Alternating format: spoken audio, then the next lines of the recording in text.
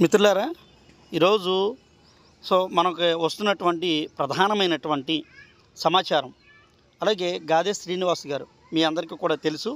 రీసెంట్గా ఎమ్మెల్సీగా ఎన్నుకున్నటువంటి విజయనగరం, అలాగే ఆర్థిక మంత్రి గారు, వీరిద్దరు కూడా మంత్రులు. అంటే ఇక్కడ ఆర్థిక మంత్రి గారు మరియు ఎమ్మెల్సీ చాలా స్పష్టంగా అభ్యర్థులకు అనుకూలంగా సానుకూలంగా మాట్లాడి, మేము ఈరోజు ముఖ్యమంత్రి గారితోనూ మంత్రి గారితో కూడా మేము మాట్లాడతాం. మీ బాధ అంతా కూడా మాకు అర్థమైంది. ఇది మరి ఉన్నటువంటి చూడండి, మనకి డిప్యూటీ సీఎం గారు మరి ఎందుకు స్పందించట్లేదు, ఎందుకు మాట్లాడడం లేదు?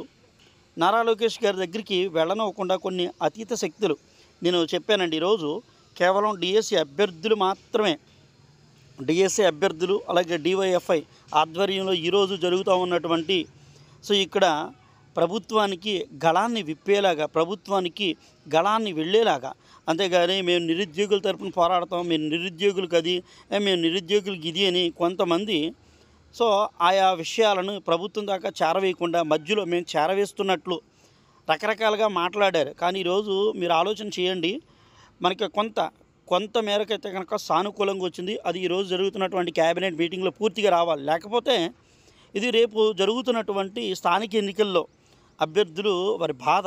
ఈరోజు డిఎస్సి అభ్యర్థులు మాకు రోజులు పెంచాలి, అలాగే వయోపరిమితి విషయంలో మరి ఇక్కడ ప్రభుత్వానికి తెలియకుండా కొంత అధికారుల్లోనూ అలాగే నిరుద్యోగుల్లో ఉన్నటువంటి కొంతమంది నిరుద్యోగుల నాయకులుగా చెప్పుకున్నటువంటి వాళ్ళు కానీ, ఆఫ్కోర్స్ ఏదైనా కానీ ఇలా తెలియకుండాను ప్రభుత్వానికి తెలియకుండా చేసినటువంటి తప్పు వల్ల ఈరోజు అభ్యర్థులందరూ కూడా చాలామంది ఎంత బాధపడతా ఉన్నారు.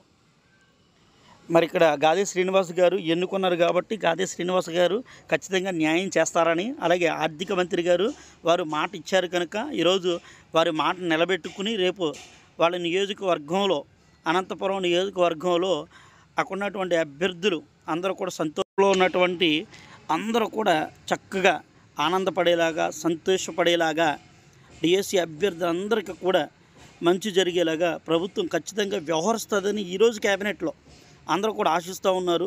ఇంత ఎండనక కూడా మీరు ఆలోచించండి, ఇంత ఎండనక వారు చేస్తూ ఉన్నటువంటి పోరాటం ఎక్కడికి కూడా వృధా కాదండి.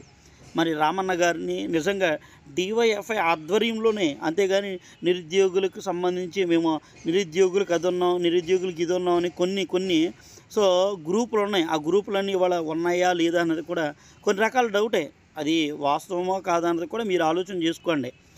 ఇక్కడ ఈ యొక్క గాదే శ్రీనివాస్ గారు రాసినటువంటి లెటరు, మా ఆర్థిక మంత్రి గారు స్పందించినటువంటి తీరు నిజంగా ప్రతి ఒక్కరికి కూడా సంతోషమే. వారు మాట్లాడతారని, అలాగే మిగిలినటువంటి మరి డిప్యూటీ సీఎంగా ఉన్నటువంటి పవన్ కళ్యాణ్ గారు మరి ఎందుకు ఇప్పటికీ కూడా వారు పెదవిప్పట్లేదు, మాట్లాడడం లేదు.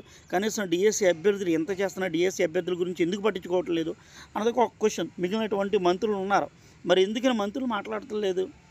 రేపు ఇక్కడ జరగబోతున్నటువంటి స్థానిక ఎన్నికల్లో కానీ, రెండోది ఆ తర్వాత మీరే చూడండి, స్థానిక ఎన్నికల్లోనూ ఈ ఒక్క డిఎస్సీయే కాదండి, 5 సంవత్సరాలు కూడా ప్రభుత్వాన్ని గుర్తుపెట్టుకుంటారు. గత ప్రభుత్వాన్ని గుర్తుపెట్టుకోలేదా? గత ప్రభుత్వాన్ని 5 సంవత్సరాలు డిఎస్సీ ఇచ్చిందా? మేము ఇచ్చాం కదా, ఈ సంవత్సరం డిఎస్సీ 16,000 పోస్టులు ఇచ్చాం కదా అంటే ఇచ్చినా కానీ అక్కడ అవకాశం ఏమాత్రం ఉంది, అవకాశం ఎంతవరకు ఉంది, అభ్యర్థులు ఎందుకు బాధపడుతున్నారు, టెట్ అభ్యర్థులు ఎందుకు బాధపడుతున్నారు, డిఎస్సి అభ్యర్థులు ఎందుకు బాధపడుతున్నారు, ఇవన్నీ కూడా అర్థం చేసుకుని దాన్ని బేస్ చేసుకుని ఆ డిఎస్సికి ఒక అర్థం వచ్చేటట్టుగా చేస్తే కనుక చాలా సంతోషం. మిత్రులారా, ప్రతి ఒక్కరు ఆలోచించండి. ప్రస్తుతం మంత్రివర్గం ప్రభుత్వము అనుకూలంగా డిఎస్సి అభ్యర్థులకు రావాల్సింది.